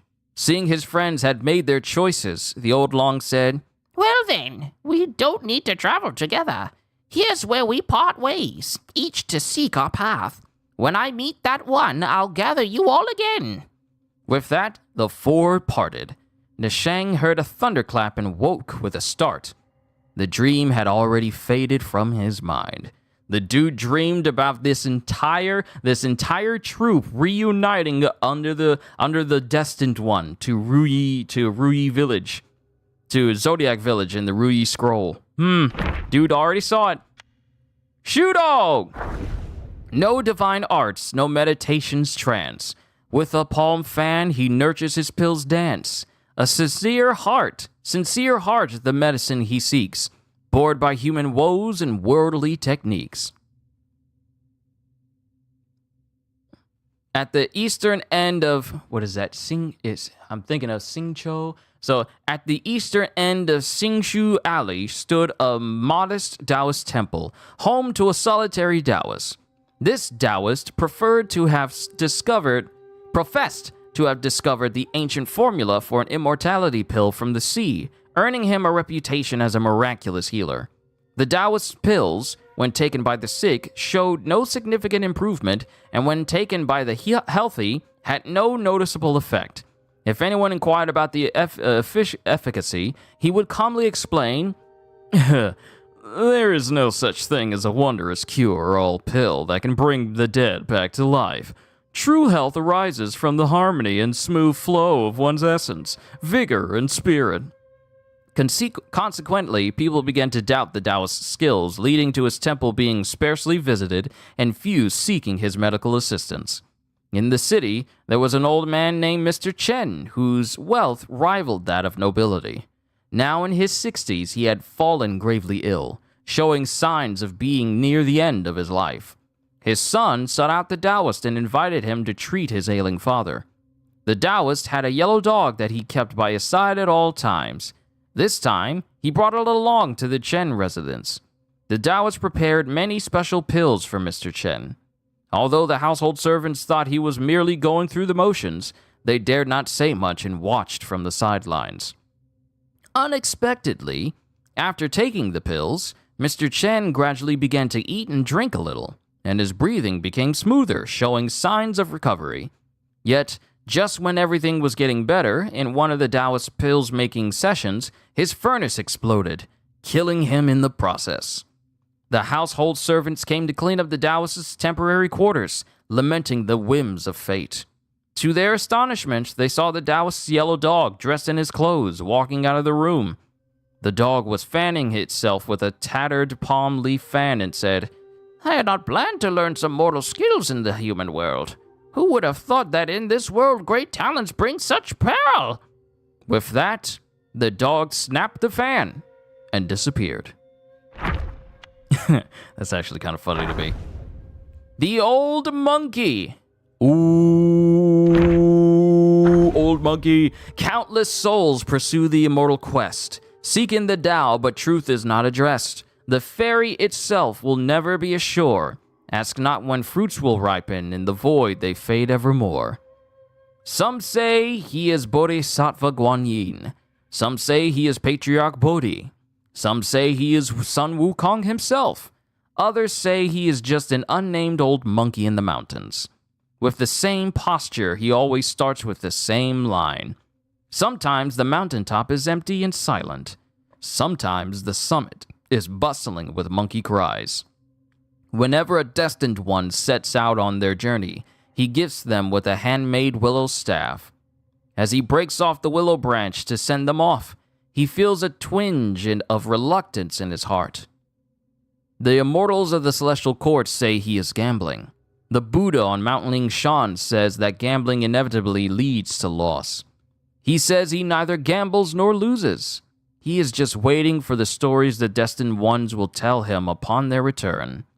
And he has never heard two identical stories. Ooh, I like that. Ooh, that got chills down my spine. I like that. Maitreya, little fat baby boy man. The board is earth, the piece is sky. Colors of yin and yang comply. In subtle moves, revolutions blend. Laughing, praise the game that will never end. Maitreya has been in the Great Pagoda for an unknown length of time. When the sacred divinity arrived, the mural was still unfinished.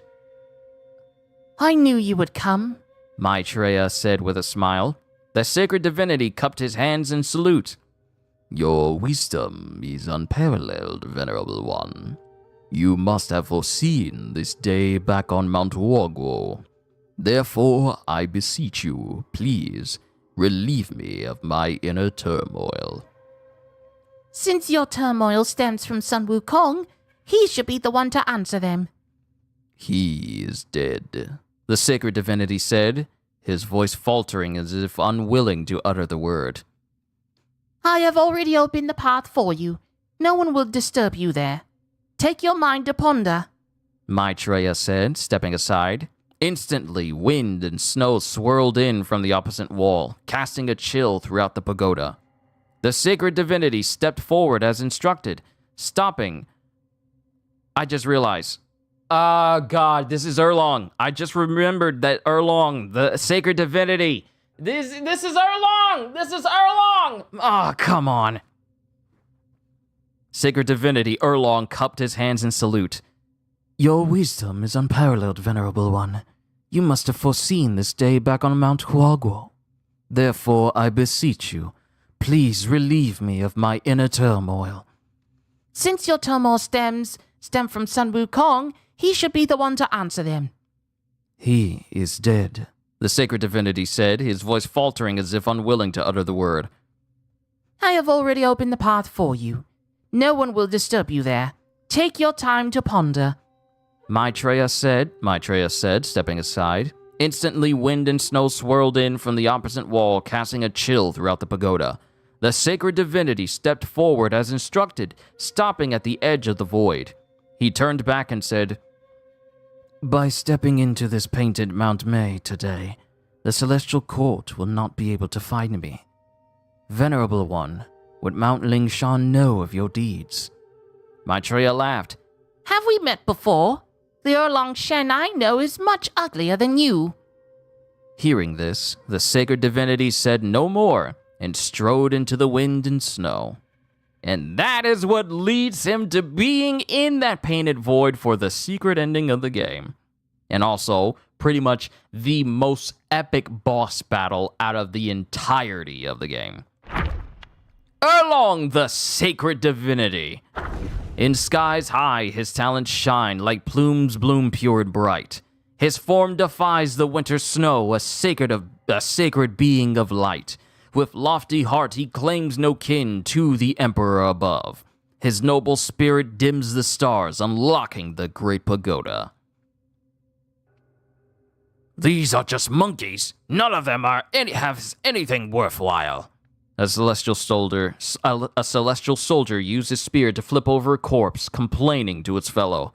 Before them lay the aftermath of the battle at Mount Huaguo. Jagged rocks, ancient trees charred by lightning, and bodies strewn across the landscape. The good stuff is all in the water curtain cave. We only get to clean up the battlefield, replied the fellow. True.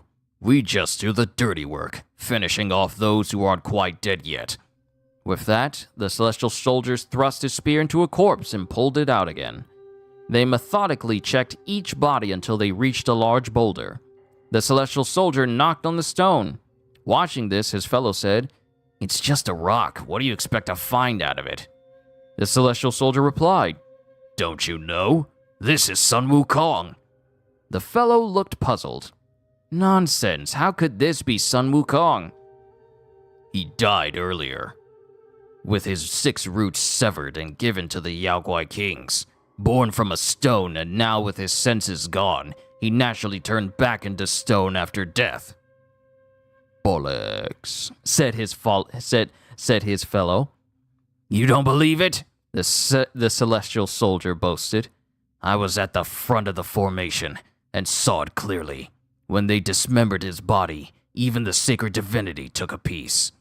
The fellow, curious, asked, "I don't remember you being at the front. Is that true? Even the sacred divinity took a piece? I saw all those Yaoguai kings from the lower realms today. I thought only Yaoguais would take things from other Yaoguais." "He's not just any Yaoguai. He was once granted Buddhahood," corrected the celestial soldier. "Why would the sacred divinity take that? Isn't it considered bad luck?" "Who knows? Sun Wukong was powerful. Maybe consuming it would be highly beneficial." They both laughed heartfully. "Hey, look at this," said the fellow, noticing something white beside the stone. They picked it up and found it was a branch of plum blossoms, as white as jade, as pure as snow, blooming fragrantly. The celestial soldier wondered, "How could there be plum blossoms on Mount Huaguo?" The fellow said, "This looks somewhat like..." Before he could finish, a spearhead pierced through his chest, emitting a golden light that even dispersed the soul within his armor. The celestial soldier looked over his fallen fellow's shoulder, shocked. Before he could react, the golden light flashed again. White clouds drifted past, leaving the mountain peak in tranquility once more. Yo, Erlang out here just cleaning up. But now we got 2 more, and then we're done. But family has called me to grab my lunch, and I'm gonna grab it, and then we'll continue with these last 2 entries. Hold on tight. Let's finish strong, everybody. Let's finish strong.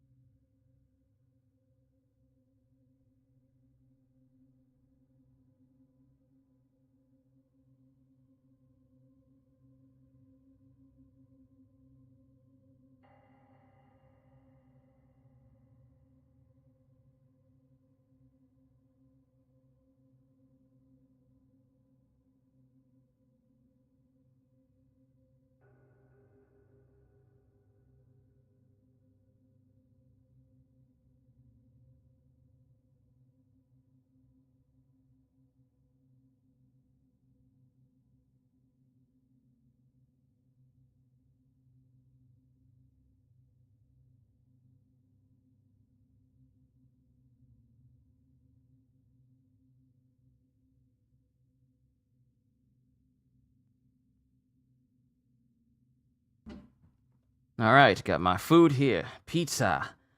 Freshly cooked pizza.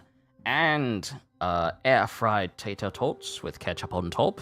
Let's go ahead and finish these last 2 entries. I'll say my final thoughts on Black Myth Wukong, and then you guys can go about what you were all doing. The Great Sage's Broken Shell. Woo! No, we got to do this one with a unique voice.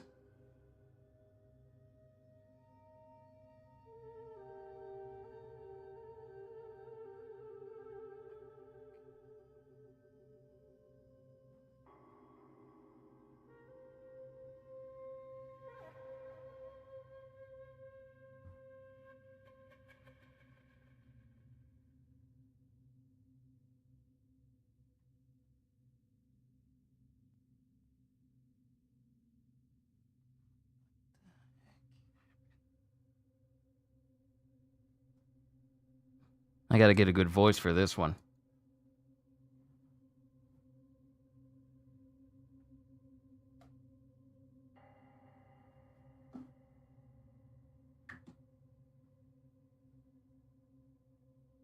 I need it to be like a majestic voice when I read this out. Hold on. I'm gonna find it. Hold on.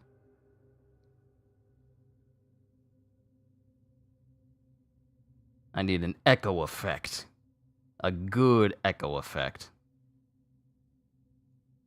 No, sort it through A to Z. Thank you.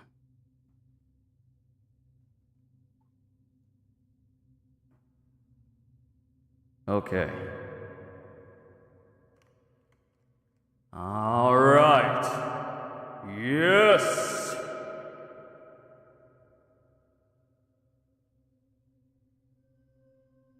This will be the voice I use for the Great Sage's broken shell. 3 yangs converge, life springs forth. The celestial stone holds sun and moon's hue. From an egg, a monkey's path is laid. Wait. I read this wrong. Hold on. Let me do it again. 3 yangs converge, life spring forth anew. The celestial stone holds sun and moon's hue. From an egg, a monkey's path is laid. A future arises within his form made. Within, no form to recognize. Without, a shape before everyone's eyes. Talented ones emerge through ages. Hold on. Talented ones emerge through ages. How few achieve the Tao among kings and sages.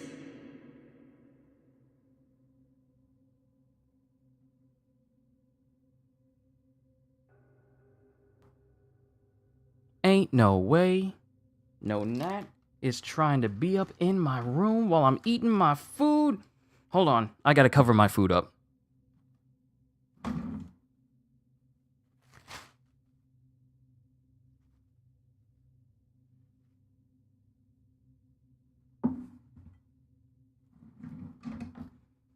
Ain't no way. Ain't no way. I'm trying to have a nice, tranquil stream without anything disturbing. And of course, something would happen. Nope, I'm barricading. I'm barricading all the spots that could possibly go. I'm gonna kill this thing.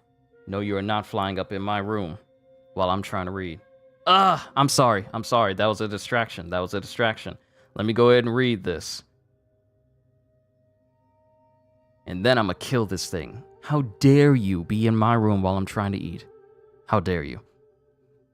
The table was a mess, and after 3 rounds of drinks, the 2 sitting across from each other were completely hammered.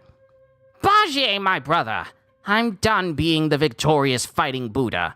Whoever wants the darn title can have it. Wukong said, his face red and blood boiling. It was unclear whether he was truly drunk or just pretending. Bajie, straightforward as always, replied, Brother, enlightenment we've attained. Being free. We can drink to our heart's content. Shouldn't we be happy? Wukong sneered. Yes, attaining the Buddhahood for the removal of my headband was indeed a good deal. Exactly. With the headband gone, you don't have to fear master chanting anymore. Doesn't call for two more toasts? Bajie said, still trying to persuade Wukong to drink more, despite his own muddled state. Bajie, you enjoy drinking, but if someone wanted to have you served as their side dish for drinking, would you still be this happy? Who wants to eat me? My 9-tooth rake won't allow it, Bajie said, slamming the table. Well, that would be much more difficult than you think. Wukong waved his hand dismissively, his face disdainful. If they wanted to eat you, there wouldn't even be bones left. They? Who are you talking about? Let me ask you, on our journey, how many Yao Guai did we encounter? And how many did we kill? Too many. Lost count. Remember? Whenever you get bored or lazy, you'd send me to clean out those caves and lairs. Not counting the lesser ones, how many of the powerful ones did we kill? I don't remember. Probably killed them all. Setting aside the tree guais from the wood Immortal hut and those 7 spiders, we killed less than half of the ones we fought. 7? 7 spiders? Oh, I remember now. The other half we didn't kill. Do you know why? Why? Because we mustn't kill them. Huh, that was before. Now we're celestial beings ourselves. If it pleases us, we can go kill them now. Wukong sighed. Bajie, why don't we resign from our positions and retire? I'll go back to my mountain, and you can return to your village. Bajie was stunned, not understanding why Wukong suddenly changed the topic. I'm not going back. If you want to leave, go ahead. Now, I don't have to lift a finger, and there's an endless supply of tributes and all kinds of delicacies. If I go back, I'll have to work the fields. I can't bear the toil. These tributes should go to those who need them more. If we eat them, those people will have less to eat. What happened to you? Weren't all our struggles just for this? Don't tell me you wish to go begging for alms with our master like before.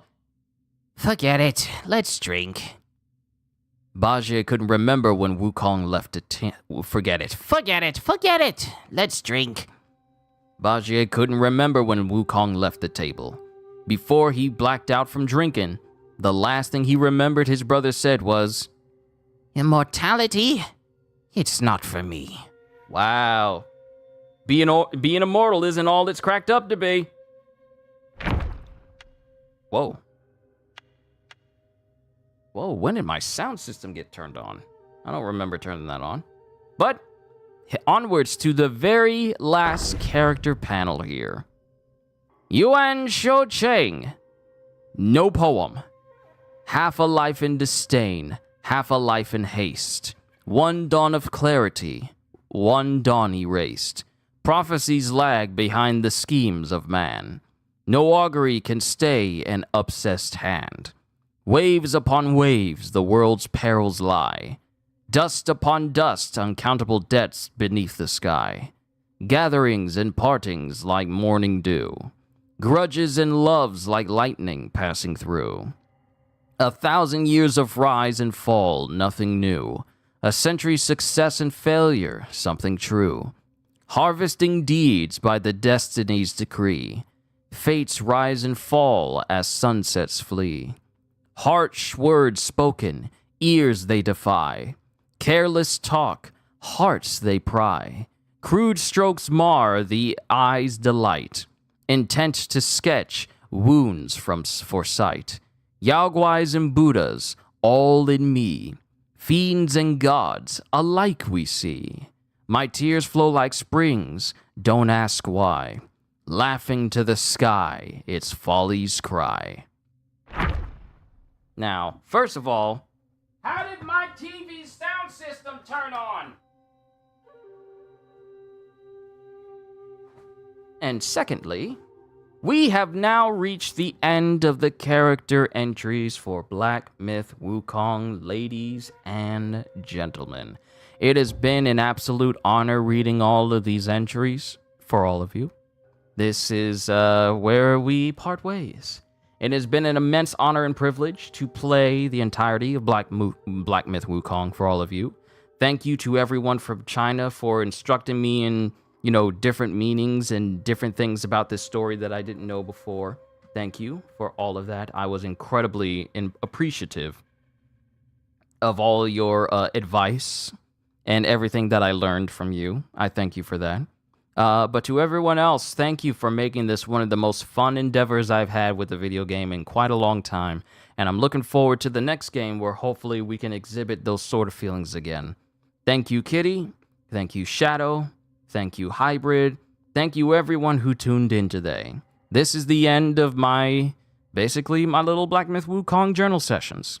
Thank you for everything you've done for me. Thank you for all the support, all the love going forward with this channel as this channel grows even larger.